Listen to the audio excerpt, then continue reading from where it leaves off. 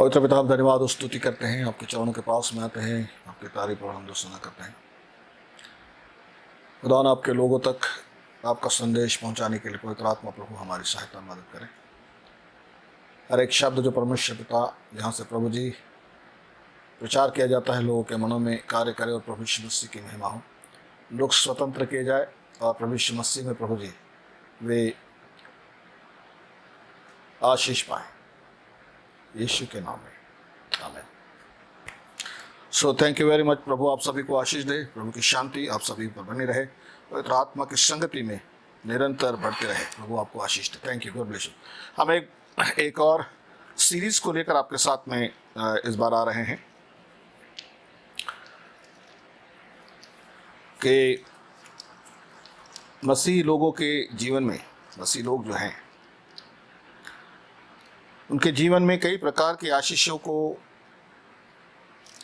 Promises को बताया गया है। अब्राहम की आशीषें हैं, इसहाक की है, याकूब की है, और कई प्रकार की आशीषें। एक आशीष में जीवन पवित्र शास्त्र बताता है कि उसके पवित्र लोगों के लिए है, लेकिन वास्तविकता में हम देखते हैं कि बहुत कम आशीषें कलीसिया के लोगों के पास में है, और उसके कारण क्या है उस पर आज हम चर्चा करेंगे। हम सब लोग नहीं जानते एक ऐसे युद्ध में है। हम जिस विजिबल एरिया में रहते हैं उसके अलावा एक इनविजिबल एरिया भी है जो हमारे साथ साथ हमारे सराउंडिंग में, जिसमें से विजिबल एरिया में बहुत सी चीज़ें हमारे पास आती हैं। जैसे शरीर और आत्मा, शरीर विजिबल है तो आत्मा इनविजिबल है, और ज़्यादातर जो प्रॉब्लम्स है वो इनविजिबल एरिया में, यानी कि स्पिरिट में, यानी कि अदृश्य जो हमारा जीवन है उसमें सब होते रहते हैं। वहाँ से फिर उछल कर वो हमारे विजिबल मतलब शरीर के जीवन में दिखाई देती हैं। सो इस पर हम आज थोड़ा सा आज से शुरू करेंगे एक सीरीज को।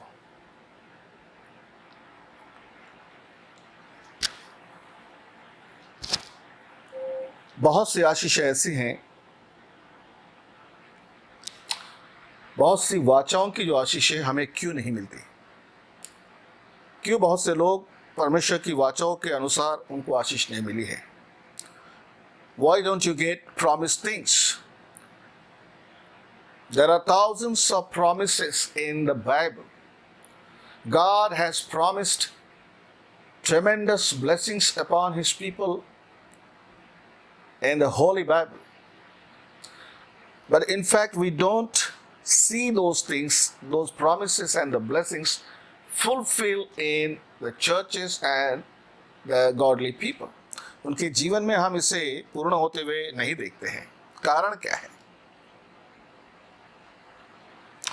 कई बार why don't you receive answer to your prayer? हम कई बार आशीषों के लिए प्रार्थना करते हैं, फिर हमारी प्रार्थनाएं स्वीकार क्यों नहीं होती, और हमें कई बार हमारी प्रार्थनाओं के आंसर जो है, उत्तर भी हमें नहीं मिलते।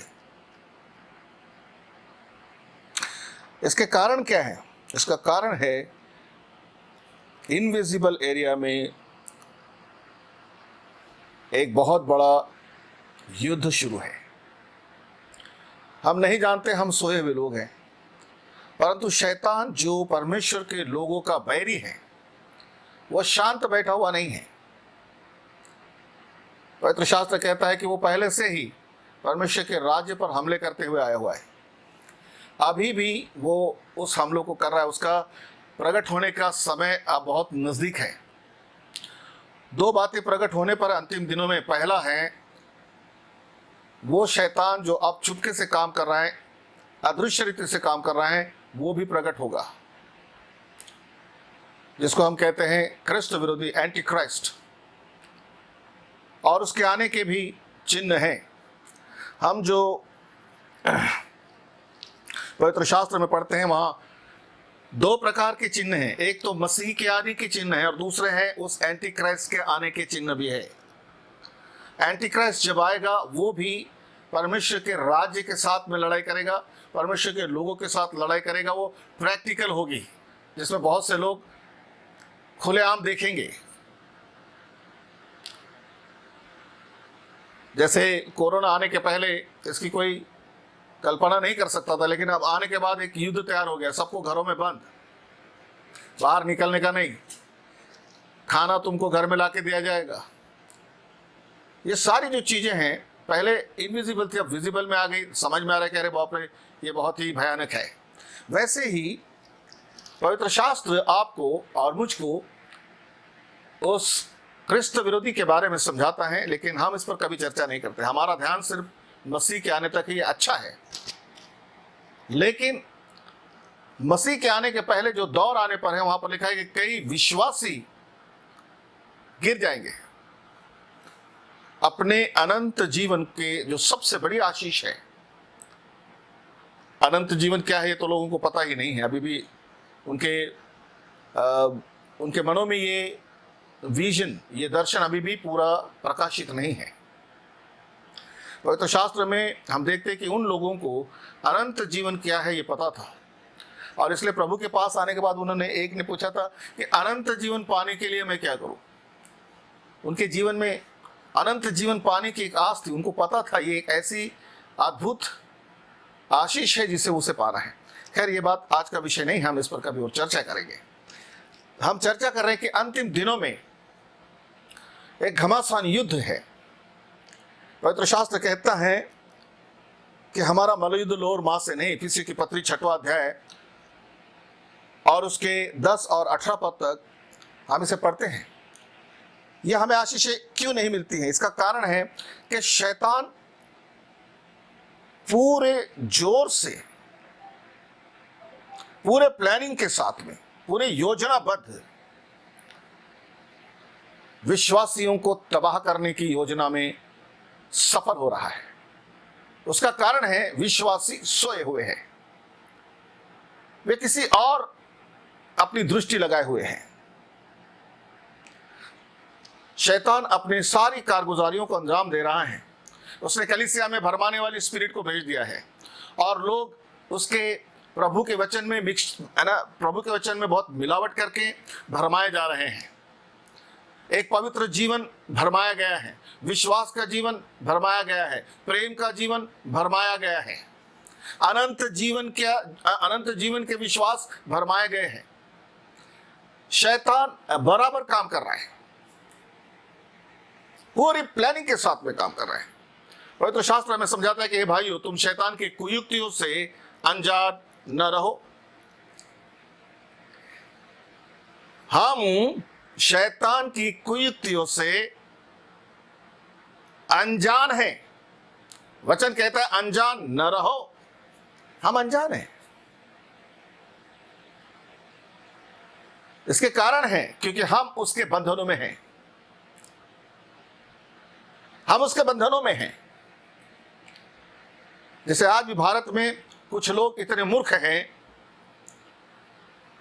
कि अगर उनको बोला जाए ताली बजाओ तो ताली बजाएंगे, ताली बजाओ तो ताली बजाएंगे।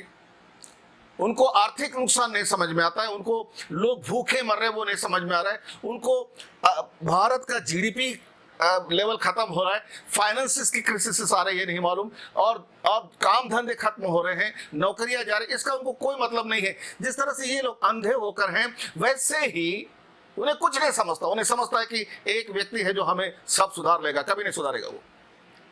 वैसे ही मसीह जगत में मसीह के जो लोग हैं अभी अंधे बने हुए हैं, क्योंकि शैतान ने मसीह जगत में भरमाने वाली दुरात्मा को भेजा है जो कामयाब हो रहा है। उसके टारगेट में जितने भी शिक्षक है, पासबान है, वो अभी भी भरमाए जा रहे हैं। उनकी शिक्षा में कहीं भी एक सत्यता और सूत्रता नहीं दिखाई देती, भरमाए गए हैं। गौर से सुनिएगा, मैं आज जो समझा रहा हूं। बड़े बड़े प्रीचर जिनको आप देख रहे हैं, सुन रहे हैं, आप केवल कान लगाते हैं, आपको पता नहीं है कि वो प्रीचर वो क्या सिखा रहा है। हो सकता है आपको उनकी वाणी अच्छी लगती, हो सकता है आपके उसके जो प्रेजेंटेशन है वो अच्छा लगता है। आप पवित्र शास्त्र में ढूंढिए हमारा युद्ध है। आशीषें आपको युद्ध किए बगैर नहीं मिलेगी। हम युद्ध करना नहीं चाहते हैं। हम कहते हैं यीशु मसीह हमारे लिए युद्ध लड़ रहा है, वो सही है, परंतु उसने हमें भी कहा है कि हमें युद्ध लड़ना है। जो काम उसने किया है वो काम हमें भी करना है।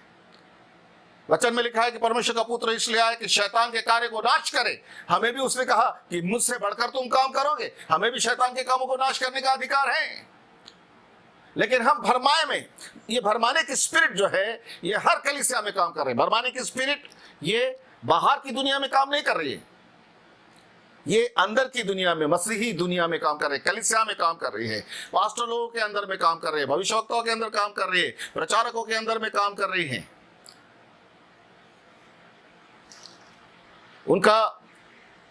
उनकी कथनी और उनकी करनी में फर्क है। उनके बोलने में एक अलग बात है, उनके कारणा में अलग है। वो बोलते एक है, करते एक है। ये सब लोगों तक आ रहा है। वीडियो पहुंचाने का मकसद ये है कि कलीसिया जागृत हो जाए। शैतान पूरी तरह से अपने जोर से, योजना से बिलीवर्स यानी कि विश्वासियों को डिस्ट्रॉय करने के पीछे लगा पड़ा है। याद रखिएगा, शैतान ने अपनी सारी स्ट्रेटेजीज तैयार की हैं। तुम्हारे जीवन में जो जो एरिया है उसमें अपना प्लानिंग डाल दिया है, और उसके दुष्ट जो है, उसके दुष्ट स्पिरिट जो है उसमें काम कर रहे हैं। भरमाने वाली आत्मा काम कर रही है। इसीलिए हमें वो आशीषें नहीं मिल रही हैं जो लिखी गई। प्रॉमिसेस की हुई आशीषें प्राप्त करने के लिए हमें उस तरह से अपने आप को तैयार करना होगा, उस तरह से हमें लड़ाई करना होगा, उस तरह से हमें एक युद्ध करना होगा। आइए हम देखते हैं इफिसियों के पत्री 6 उसके 10 से 18 तक क्या लिखा हुआ है।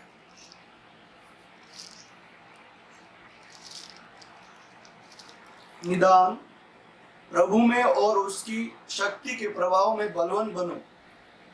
परमेश्वर के सारे हथियार बांध लो कि तुम शैतान की युक्तियों से सामने खड़े रह सको, क्योंकि तुम शैतान के युक्ति के सामने खड़े रह सको। क्योंकि हमारा यह मलयुद्ध लहू और मांस से नहीं, परंतु प्रधानों से और अधिकारियों से है, और इस संसार के अंधकार के हाकिमों से है, और उस दुष्टता की आत्मिक सेनाओं से है जो आकाश में है। आप समझ रहे हैं वचन क्या कहता है? हमारा मलयुद्ध उस दुष्ट की सेना से है, वो अंधकार के अधिपति से जो आसमान में है, मतलब इनविजिबल है, जो अभी भी काम कर रही है। आसमान मतलब वो पृथ्वी के ऊपर के लेवल में कर रही है और पृथ्वी पर कुछ इसका असर नहीं होगा, ऐसा नहीं है। आसमान का मतलब वो इनविजिबल एरिया में अभी काम कर रहा है। याद रखिए, इनविजिबल एरिया में काम कर रहा है। याद रखिए हम इस बात को। अब बात यह है, प्रभु का वचन कहता है कि तुम सारे हथियारों को बांध के शैतान के सारी युक्तियों को जान लो, उसके सामने खड़े रह सको। खड़े रहना मतलब उसके साथ में युद्ध करना है। कौन युद्ध कर सकेगा? उसने युद्ध करने के लिए पासबानों को रखा है जो सेनापति हैं। जिस तरह से शैतान के राज्य में उसके अपने सेनापति हैं, वैसे ही जो परमेश्वर के राज्य में आए हुए जो लोग हैं, ये पासबान हैं, ये केवल आराधना, प्रार्थना, प्रचार करके लोगों को एंटरटेन करने के लिए नहीं है। ये इनकी एक बड़ी जिम्मेदारी है। इनकी जिम्मेदारी ये है कि वे अपने आप को तैयार करें, वो उस बैटल के लिए अपने आप को तैयार करें, और साथ साथ अपनी जो कलीसिया हैं, अपने साथ में जो विश्वासी लोग हैं, उनको भी एक सेना के नए आत्मिक युद्ध के लिए तैयार करें। आज वो नहीं हो रहा है। हम लोगों को ये जो पासबान है, ये जो लीडर्स हैं, ये प्रॉफिट, ये सब, ये जितने भी ऑफिसेस है, ये इसलिए है कि सेनापति का काम करे। वही कौन युद्ध कर सकता है? युद्ध में कौन जा सकता है? कमजोर लोग युद्ध में कभी नहीं जाएंगे, बालक लोग युद्ध में नहीं जाएंगे। कौन युद्ध में जा सकता है? who has desire to battle, वही जो स्ट्रांग है। A strong person, एक मजबूत व्यक्ति जिसने अपने आप को कसरत से मजबूत किया है, केवल वो ही व्यक्ति युद्ध कर सकता है। कमजोर, अप्रशिक्षित कभी भी युद्ध नहीं कर सकता। तो ये जितने भी पासवान हैं, ये अपने आप को युद्ध के लिए तैयार करें। इनका युद्ध केवल दुष्ट आत्माओं को निकालना नहीं है, इनका युद्ध केवल हाथ रख के प्रार्थना करके बीमारियों को चंगा करना ही नहीं है। केवल इतना सा हमारा युद्ध नहीं है, हमारा युद्ध उससे भी बढ़कर है। याद रखिए, एक स्ट्रांग पर्सन जो है वो ही युद्ध कर सकता है। दूसरे वो है जो जिंदा है। मरे हुए मुर्दे कभी भी युद्ध नहीं कर सकते। मुर्दे लोग कभी युद्ध करेंगे? वो तो हिल ही नहीं सकते। प्रभु ने कहा, मुर्दों को अपने मुर्दे गाड़ने दे, तू मेरे पीछे हो ले। मुर्दों को अपने मुर्दे गाड़ने दे, तू मेरे पीछे हो ले। युद्ध करने के लिए आपको मसीह में, आत्मा में जीवित रहना है। आज कई लोग जीवित नहीं, मुर्दा है, बेहोश होकर है, कोमा में जाकर है। उनके आत्मिक जीवन का कोई लक्ष्य नहीं है। वो आत्मा में जिंदा है या नहीं, जांच के देख लो। एक जिंदा व्यक्ति ही मुर्दा और जिंदा का फर्क समझा सकता है। मुर्दे जिंदा व्यक्ति को कोई खाक नहीं समझ सकते। आपको युद्ध करने के लिए जिंदा होना जरूरी है। प्रभु यीशु मसीह में उसने हमें जिंदा किया है और लिखा है कि तुम भीतरी मनुष्यत्व में बल प्राप्त करते चलो। अब पवित्र शास्त्र हमें कहता है भीतरी, हम जब आखिरी समय आखिरी दौर के जब हम विश्वासी है, तो हमें समझना चाहिए कि आखिरी दौर में शैतान, जिसको हम 666 कह रहे हैं, 666 वाला नंबर जिसके बारे में लिखा है, वो व्यक्ति प्रकट होने वाला है और वो घमासान युद्ध करने पर है। वो विश्वासियों की खाल उधेड़ने पर है। वो विश्वासी है कि विश्वास को यूं चुटकी में हवा में बिखरने वाला है। वो उसका राज्य आ रहा है।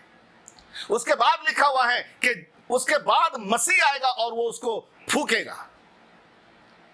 पवित्र शास्त्र और कुरान दोनों में भी मसीह का जिक्र है कि वो आएगा। और 666 यानी कि 666 वाला, जिसको हम कहते हैं एंटी क्राइस्ट यानी ख्रिस्त विरोधी, और कुरान में जिसे कहते हैं दज्जाल, उसको मारेगा यीशु मसीह आकर। पहले वो आएगा, बाद में यीशु मसीह का। लेकिन जब वो आ रहा है तो हम कलीसियाएं किस तरह से तैयार है? हम केवल गिटार बजाने में, पियानो बजाने में, ढोलक बजाने में और गाना गाने में ही तैयार है। हम उस आत्मिक जीवन में जीवित नहीं हैं। हम युद्ध के लिए तैयार हुए नहीं हैं। हम युद्ध के लिए तैयार कर नहीं रहे हैं लोगों को। अभी तो उसके आने के और उसके प्रकट होने के चिन्ह भी तैयार हो रहे हैं। जब वो आएगा तो इस पृथ्वी पर सब लोगों पर राज्य करेगा, ऐसा लिखा हुआ है। लेकिन इसके बारे में भविष्यवाणी होकर भी बहुत से लोग सतर्क नहीं हैं। कलीसिया सतर्क नहीं है। कलीसिया अभी भी रोटी कपड़ा मकान के पीछे पड़ी हुई है। कलीसिया अभी भी बीमारियों से छुटकारा पाने में पड़ी हुई है। कलीसिया अभी भी अपने अप्स एंड डाउन्स में जी रही है।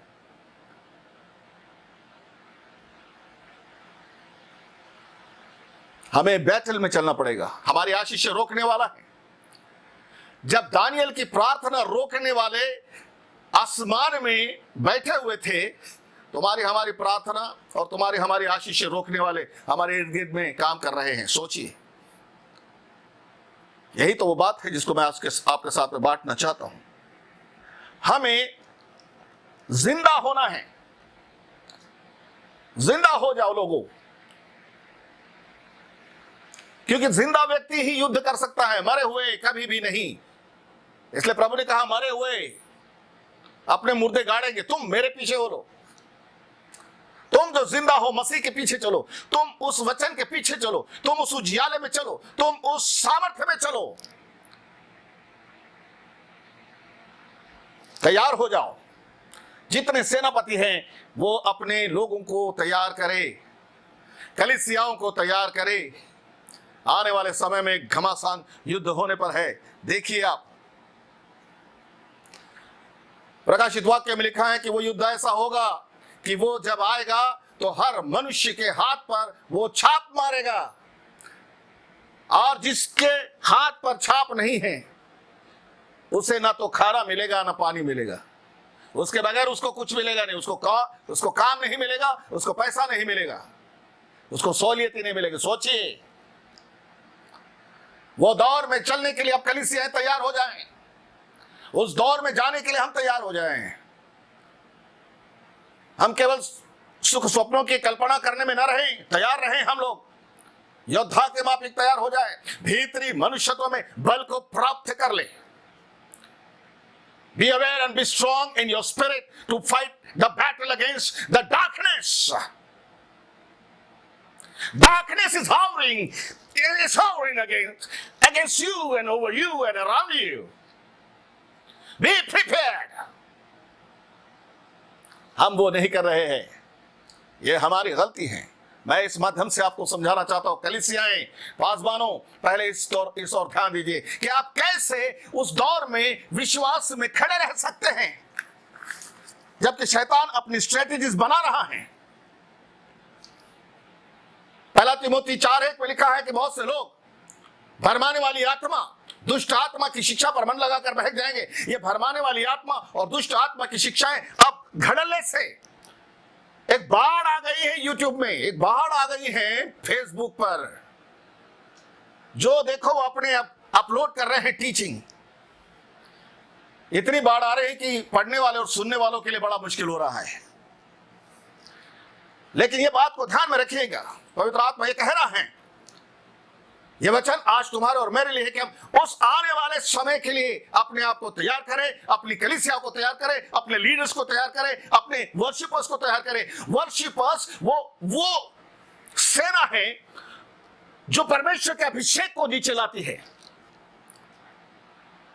वर्शिपर वो नहीं केवल गाना बजाएं और लोगों का एंटरटेनमेंट करें। इसके लिए तो बॉलीवुड काफी है, हॉलीवुड काफी है, यहां तक कि भोजपुरी वुड जो है वो भी काफी है। गाना बजाना नहीं है, हमें वर्शिपर्स की टीम को इस तरह से तैयार करना है कि इस तरह वो गाएं, इस तरह से उनके भजन हो, इस तरह से परमेश्वर की स्तुति आराधना हो, परमेश्वर की सामर्थ उतर आए। तैयार करो उनको युद्ध के लिए। दाऊद के नहीं, दाऊद उसके एग्जाम्पल हैं। महाराजा दाऊद, अगर कहते जब वो जो वीणा बजाते थे, उसके बजाने से ही शाऊल के अंदर की दुष्ट आत्माएं बिलबिला उठती थी। वो अभिषेक चाहिए। यारीहो की दीवार जमीन में धंस गई, वो वर्शिप की सामर्थ आज कलीसिया में चाहिए। आज कलीसिया में इस पर ध्यान नहीं दिया जा रहा है। कलीसिया में केवल एंटरटेनमेंट की ओर ज्यादा ध्यान है।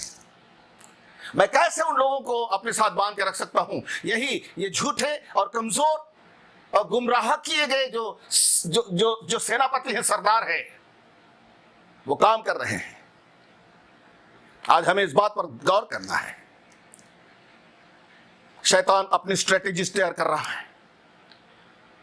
इफिसियों 6:10-18 में हम इस बात को ध्यान में रखें और ध्यानपूर्वक पढ़े और समझने का प्रयास करें।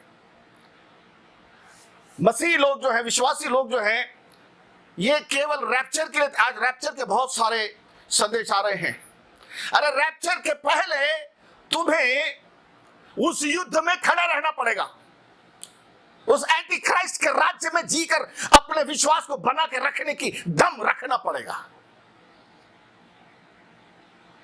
पहले वो करो।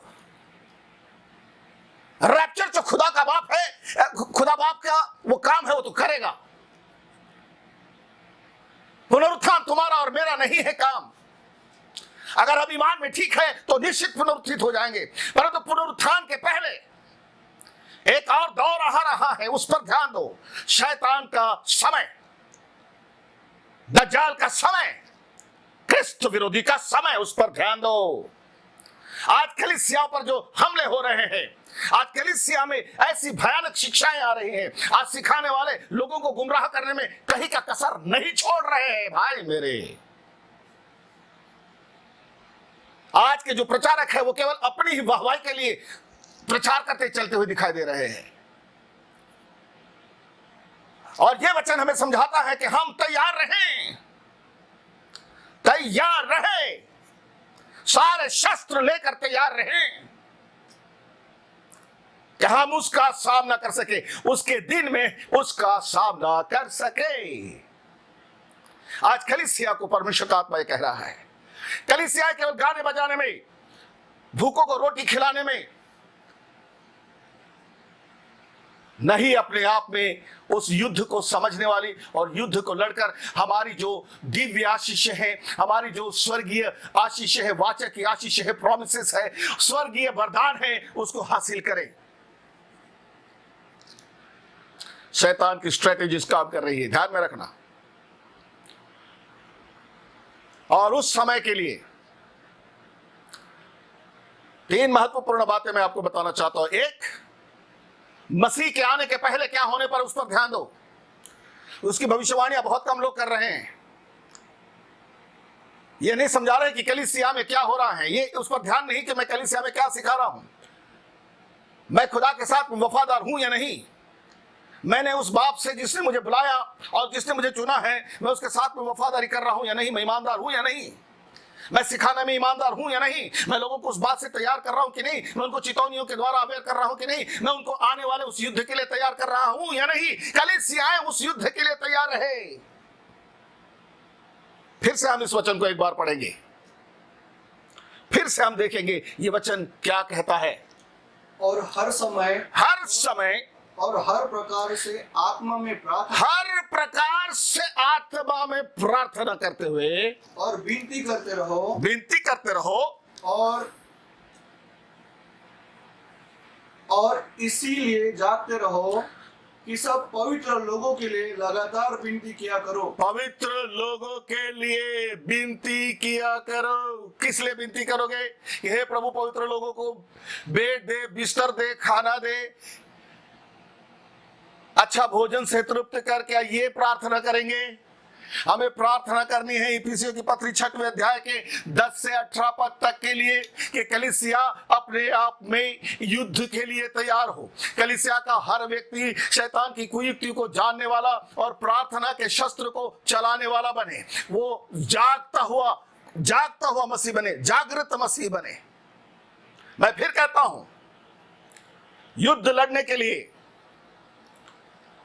या तो तुम्हें बहुत ही मजबूत कसरत करने वाला इंसान बनना है, 2 तुम्हें जागृत रहना है, और तीसरा है आपको जिंदा रहना है, जागृत रहना, awakened. You must be awakened in your spirit about the things that is going around you. You must be very watchful what Satan is doing in the churches, in the lives of the believers.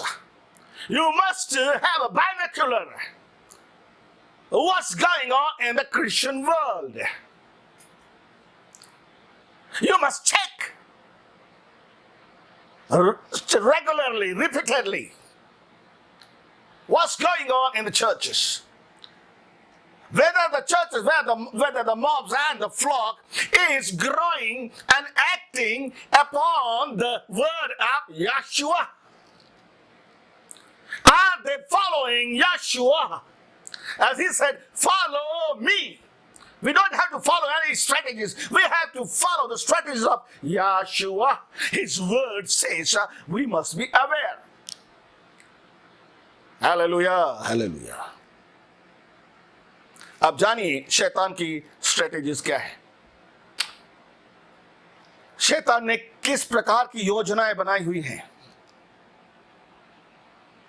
कलीसियाओं में वो सच्चाई को बदल रहा है, सत्य को बदल रहा है। आधा सत्य और आधा झूठ लेकर कलीसिया जी रहे हैं। ये भी चलता है, ये भी चलता है। पवित्रता और अशुद्धता दोनों के तालमेल में चल रहे हैं। झूठ और सच दोनों तरफ चल रहे हैं। शैतान ने विश्वास, कमजोर विश्वास, अल्प विश्वास, कई लोगों का तो विश्वास ही नहीं रहा है कि हमें उसने अनंत जीवन के लिए तैयार होने के लिए कहा है। शैतान की स्ट्रेटजी देखिए, उसने होलीनेस यानी कि पवित्रता में इतनी बातें डाल दी है कि लोगों का पवित्रता की ओर ध्यान नहीं है। प्रेम एक ऐसा विषय है जिसमें शैतान ने इतनी गड़बड़ियां डाल कर रखी हैं कि लोगों को प्रेम करने की आज्ञा ही याद नहीं रहती है। सब कहते हैं हम सबको तो एक ही जगह जाना है, लेकिन यहां पर वो एक नहीं है। ये तो बहुत बड़ी भयंकर बात है।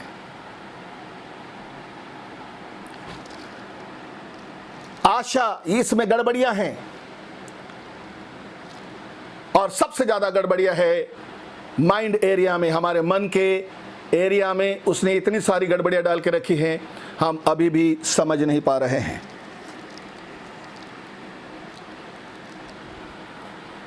मैं आपको इस बात से आगाह करना चाहता हूं कि कलीसियाएं पहले शैतान के साथ सामना करने के लिए, शैतान के दौर में विश्वास में खड़ी रहने के लिए अपने आप को तैयार करें।